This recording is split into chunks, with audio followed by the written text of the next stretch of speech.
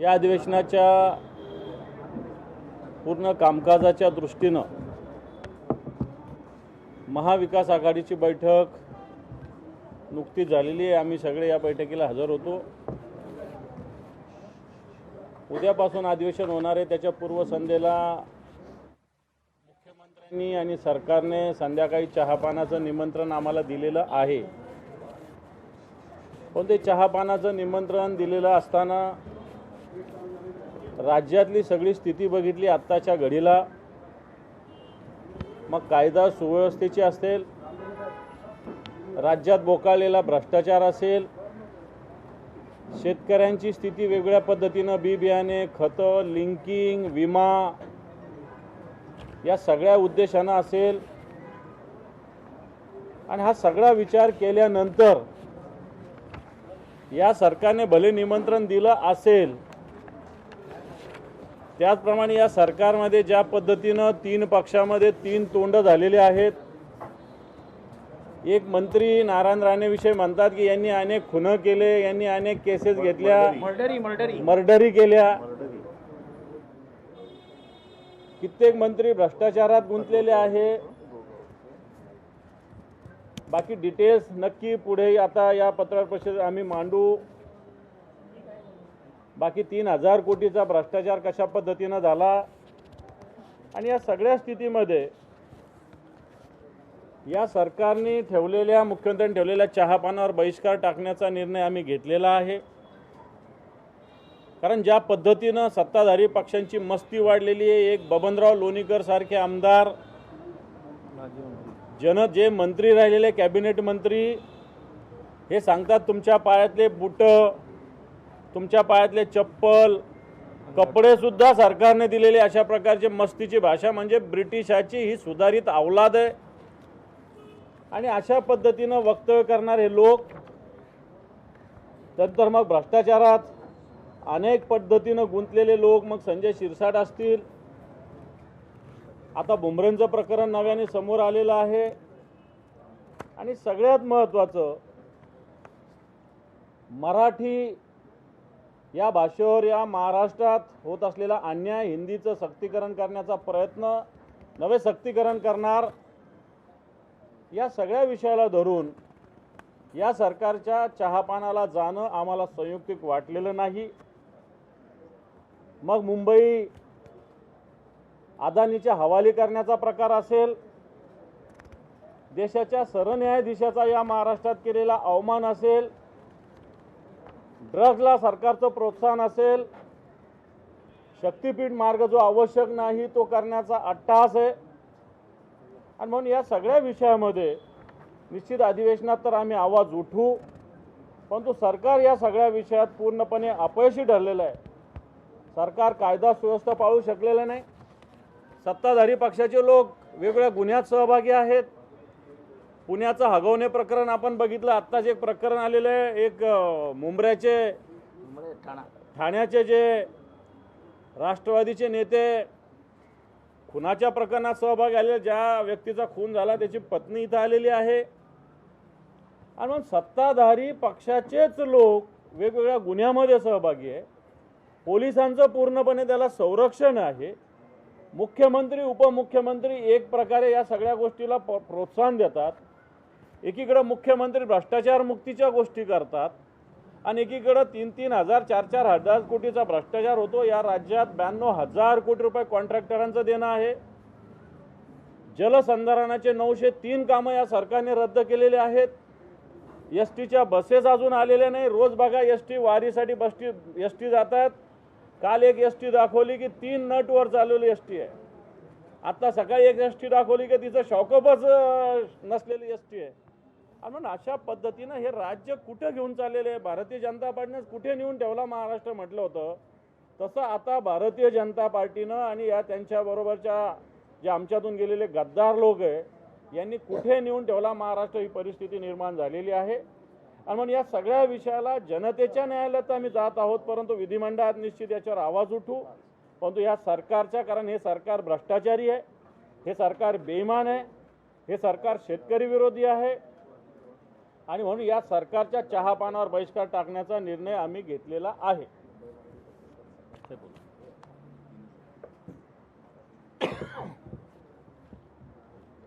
उद्यापासून अधिवेशन सुरू होतं आणि आपल्याला माहिती असतं की पूर्वी संध्येला चहा पाण्याचा कार्यक्रम असतो.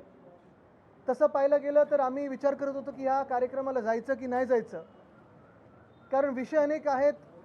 जे महाराष्ट्र द्वेष्टे आहेत त्यांच्या चहा पाण्याच्या कार्यक्रमाला जायचं म्हणजे पाप तर आहेच, पण मला वाटतं ज्या पद्धतीने हे महायुती किंवा महाझुटी सरकार म्हणजे एक भाजप पक्ष आणि दोन गद्दार गँग हे जेव्हा आपण पाहतोय ज्या पद्धतीने हे सरकार चालवण्याचा प्रयत्न करतायत, तीन दिशेला तीन तोंड आहेत, एकामेकांमध्ये भांडण आहेत. मग ती बंगल्यांवरनं असतील, गाड्यांवरनं आहेत, कुठच्या जिल्ह्याचे कोण मालकमंत्री बनणार, कोण पालकमंत्री बनणार, या खात्यातून त्या खात्यात पी येतात की नाही येत.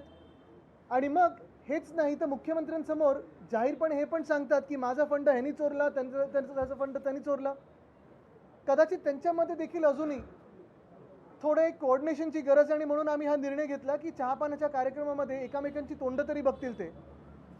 आणि जे सोबत दोन आलेले आहेत त्याच्यात दाग अच्छे आहे ही भाजपची नवीन टॅगलाईन जरी झाली तरी भ्रष्टाचाराचे दाग घेऊन अनेक लोक जे त्या मंत्रिमंडळात बसले असतील किंवा त्या चहा पाण्याला जातील, कदाचित मुख्यमंत्री त्यांना पहिल्यांदा बघतील किंवा त्यांना पुन्हा एकदा आठवण होईल की होय ह्यांच्यावरच मी आरोप केले होते, कोणाला जेलमध्ये टाकणार होते, कोणावर काय आरोप लावले होते, कोणी ईडी कोणाच्या मागे लावली होती.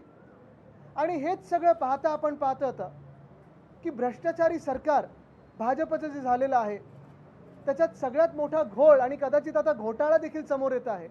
तो म्हणजे कालच आपण पाहिलं, मी पत्रकार परिषद घेत असताना 25 लाख विद्यार्थ्यांमधून पहिली यादी जाहीर केली ती 11वीच्या प्रवेशाची. कदाचित आम्ही आंदोलनाचा एक हाक मारली होती, त्यानंतर घाबरून ती यादी जाहीर केली असेल, पण रात्री कळायला लागलं. अनेक पालकांनी आम्हाला फोन केलेले आहेत, अनेक लोकांनी आम्हाला विद्यार्थ्यांनी मेसेज केलेले आहेत की जी काय पहिली यादी जाहीर झाली आहे त्या पहिल्या यादीत देखील अनेक मोठे गोंधळ झालेले आहेत. आणि कदाचित त्या यादीमध्ये लोकांना टाकण्यासाठी किंवा कुठचं कॉलेज कोणाला देण्यासाठी दादा भुसे जे मंत्री आहेत त्यांनी भ्रष्टाचार केला आहे का, पैसे खाल्ले आहेत का, हा देखील एक मोठा प्रश्न आमच्या समोर येतो. कारण हेच ते दादा भुसे आहेत ज्यांनी आपल्या शाळेंवर पहिलीच्या विद्यार्थ्यांवर हिंदी विषय हा लादण्याची सक्ती महाराष्ट्रात त्याची अंमलबजावणीचं GR काढलेलं आहे. हेच ते दादा भुसे आहेत, आमच्या वेळी कृषी मंत्री होते, मला खातं हे नको म्हणून दुसरं काहीतरी त्या मागे लागले होते. आणि हेच ते दादा भुसे आहेत ज्यांनी मागच्या 1.5 वर्षात MSRDC खातं सांभाळलं, पण त्याच भ्रष्टनाथ शिंदेसाठी ज्यांनी हे सांभाळलं खातं, आता ते जे आज मी तुम्हाला सांगतोय हे यादीचा घोटाळा भ्रष्टाचार, तसंच समृद्धीचा जर तुम्ही पाहिलात तर समृद्धीची नदी झाली होती. म्हणजे ज्या हायवेला माझ्या आजोबांचं वंदनीय हिंदू सम्राट बाळासाहेब ठाकरेंचं नाव दिलं, दुर्दैव हे आहे की समृद्धी महामार्गावर खड्डे पडलेले आहेत. त्याच समृद्धी महामार्गावर आज नदी वाहत आहे. आणि आजची बातमी आहे की मुंबई पुणे महामार्गावर चुकीचे फाईन जवळपास 12.5 कोटी 6 लाख गाड्यांना हे चुकीच्या फाईन मारलेत कारण MSRDCनी घोटाळा केलेला. पण हा काही घोटाळा किंवा हा भ्रष्टाचार एवढ्यालाच सीमित नाही आहे. 3000 कोटीचा घोटाळा म्हणजे आपल्याला आठवत असेल 3 ऑक्टोबरची पत्रकार परिषद माझी मागच्या वर्षीची, MSRDCचा घोटाळा, MMRDAचा घोटाळा, गायमुख ठाणे उन्नत महामार्ग आणि मग तो बोगद्याचा असेल, 17,000 कोटीचं टेंडर काढलं, आता 14,000 कोटीवर आलंय.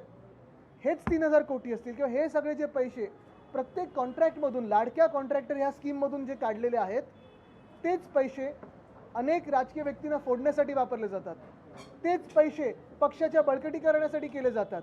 आणि त्याच पैशांमुळे तुम्हाला आता कळलं असेल भ्रष्टनाथ शिंदेना सुरत, गुवाहाटी आणि वॉशिंग मशीनमध्ये उडी मारायला लागली.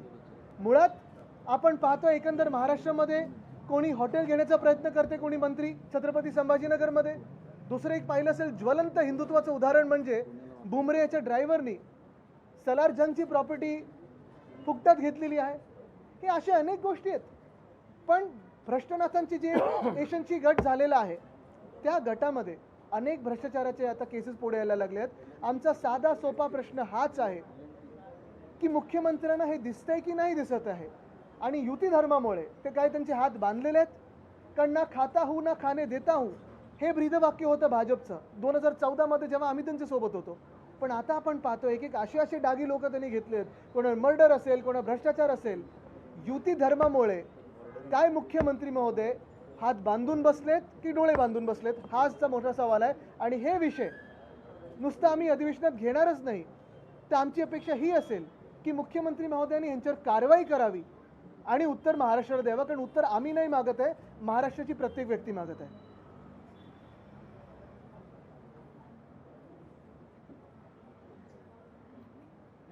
महाराष्ट्रामध्ये अनेक विषयाच्या संदर्भात उद्याच्या अधिवेशनाच्या संदर्भात आमचे विरोधी पक्षनेते आणि आदित्यजींनी बऱ्याच गोष्टी सांगितल्या. 2-3 गोष्टीवर महत्त्वाचा विषय असा आहे की शेतकऱ्याला पूर्णतः वाऱ्यावर सोडलेला आहे. शेतकऱ्यांची संपूर्णतः कर्जमाफी देतो म्हणून सांगितलं आणि आता समिती नेमत बसले. म्हणजे बळीराजाला फसवण्याचं पाप करणारे हे सरकार आहे. ज्या बळीराजाच्या भरोशावर खातात आणि त्या बळीराजाला म्हणतात तुझ्या अंगावरचे कपडे आम्ही दिलेत, तुझ्या पायातले चपला आम्ही दिलेत, तुझ्या बापाला दिलं, तुझ्या मायेला दिलं, अशा प्रकारचे घाणेरडी भाषा वापरून समस्त शेतकऱ्यांचा अवमान करणारे सरकार आहे. की खरं तर हे वक्तव्य माजी मंत्री असलेल्या लोणीकरांनी केलं आणि या संदर्भातली पुढची भूमिका आमची काय राहील ते आम्ही ठरवू. पण अशा मनोवृत्तीच्या, विकृत मनोवृत्तीच्या विचार असलेल्या सरकारच्या चहापाण्याला जायचं का? राज्यातली कायदा सुव्यवस्था पूर्णतः उद्ध्वस्त झालेली आहे. रोज खून होत आहे, बलात्कार होत आहेत, काही कायद्याचा धाक राहिलेला नाही, पोलिसांचा धाक राहिलेला नाही. आणि हे सरकार मस्तपणे मस्तगुल होऊन टक्केवारी आणि जिल्हे वाटण्याच्यासाठी एकमेकाशी भांडत आहे. वाट्यावरून भांडणं सुरू झालेली आहेत तिघांची आणि वाटा मिळवण्यासाठी कुठल्याही स्तरावर जाण्याची मानसिकता यांची दिसते आहे. म्हणजे एकमेकाच्या खात्यावर निधीवर डोळा ठेवू नयेत. हे डोळा ठेवून यासाठी आहेत की यांना डोळा मारून घ्यायचा आहे म्हणून एक दुसऱ्याच्या खात्यावर. यांना जनतेच्या कामावर डोळा ठेवायचा, जनतेच्या प्रश्नावर यांचा डोळा नाही आहे. यांचा डोळा कुठे आहे तर निधीवर डोळा आहे. अधिकाधिक निधी मिळवायचा आणि त्यातून आपली टक्केवारी काढायची. आपल्याला माहीत असेल की महाराष्ट्रामध्ये अवकाळी पाऊस मोठ्या प्रमाणात आला आणि त्यामध्ये प्रचंड नुकसान झालं. 2 वर्षापासून 1 रुपयाही शेतकऱ्याला मिळालेला नाही. या सगळ्या नैसर्गिक आपत्तीमध्ये झालेल्या नुकसानीचं पैसेच मिळत नाही. आणि मग अशा सरकारच्या चहा पाण्याला काय जायचं आम्ही? राज्यात मोठा भ्रष्टाचार, मुख्यमंत्र्यांचे युती धर्मामुळे हात बांधलेत का असा सवाल आदित्य ठाकरे यांनी विचारलेला आहे. विरोधकांनी आता चहा पाण्याच्या कार्यक्रमावर बहिष्कार टाकलाय.